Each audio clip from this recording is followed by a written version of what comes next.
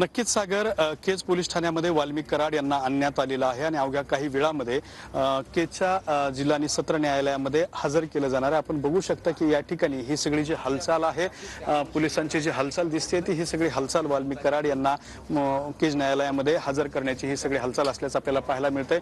मोठ्या प्रमाणात पोलीस बंदोबस्त या ठिकाणी ठेवण्यात आलेला आहे। वाल्मिक कराड यांची जी काही कागदोपत्री कायदेशीर प्रक्रिया पूर्ण करायची होती ते प्रक्रिया पूर्ण झालेली आहे। वाल्मिक कराड यांच्या बाजूने सुद्धा दोन व्यक्तींना साक्षीदार म्हणून सह्या करायच्या होत्या, त्या व्यक्तींना सुद्धा बोलवून त्यांच्या सुद्धा सह्या घेण्यात आलेल्या आहेत आणि आता जवळपास ही जी प्रक्रिया आहे ती पूर्ण होत आलेली आहे। अगदी काही क्षणांमध्ये वाल्मिक कराड यांना अगदी पोलीस स्टेशनच्या समोरच असलेल्या केज जिल्हा व सत्र न्यायालयामध्ये हजर केलं जाणार आहे आणि त्या ठिकाणी त्यांच्या या संपूर्ण केसवरती जी आहे ती आज सुनावणी होणार आहे। आज खास करून वाल्मिक कराडांना जामीन द्यायचा की कोठडी द्यायची या अनुषंगाने जी आहे ती सुनावणी होणार आहे। त्या ठिकाणी वाल्मिक कराड यांच्या वकिलाकडून जामीन देण्यात यावा अशा स्वरूपाची मागणी केली जाते। तर आता जी माहिती समोर आलेली आहे की जे सरकारी वकील आहेत जिल्हा न्यायालयातले त्यांनी आपल्या ठिकाणी दुसरा वकील नेमावा अशा स्वरूपाची मागणी जी आहे ती पत्र लिहून न्यायालयाला केली असल्याची सुद्धा माहिती समोर येते आहे।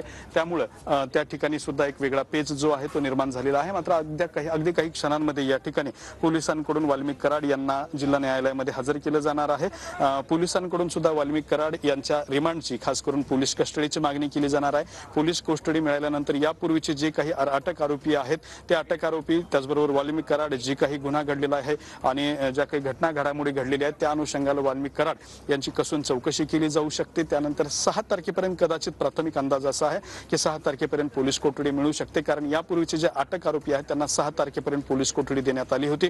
त्यांना सुद्धा 6 तारखेला न्यायालयामध्ये हजर केलं जावं लागणार आहे। त्यामुळे कदाचित पुन्हा एकदा वाल्मिक कराड यांना 6 तारखेपर्यंत न्यायालयामध्ये हजर केलं जाऊ शकतं आणि त्यानंतर पुन्हा पुढची जी पोलीस कोठडीची मागणी असेल किंवा न्यायालयीन कोठडीची मागणी असेल ती मागणी केली जाऊ शकते। मात्र आज जर आपण या ठिकाणी बघितलं तर अवघ्या काही वेळामध्ये वाल्मिक कराड यांना जिल्हा व सत्र न्यायालयामध्ये हजर केलं जाणार आहे आणि त्या ठिकाणी पावसकर हे जे न्यायालय आहे त्या पावसकर न्यायालयामध्ये हजर केलं जाणार आहे। त्यामुळे न्यायाधीश या संपूर्ण केसवरती काय निर्णय घेतात हे पाहणं महत्त्वाचं ठरणार आहे। मात्र या ठिकाणी हालचाल जी आहे ते सुरू असल्याचं आपल्याला पाहायला मिळते। अगदी काही क्षणांमध्ये वाल्मिक कराड यांना आता बाहेर आणलं जाऊ शकतं, त्यांना बाहेर आणण्याची सुद्धा शक्यता जी आहे ती या ठिकाणी आपल्याला दिसते आहे। खरं तर वाल्मिक कराड यांचं हे जे संपूर्ण प्रकरण होतं ते संपूर्ण राज्यभर गाजलं होतं, विधानसभेतही गाजलं होतं आणि त्याचबरोबर संपूर्ण महाराष्ट्रातल्या वेगवेगळ्या जिल्ह्यांमध्ये सुद्धा हे प्रकरण गाजल्याचं जे आहे ते आपल्याला पाहायला मिळालं होतं।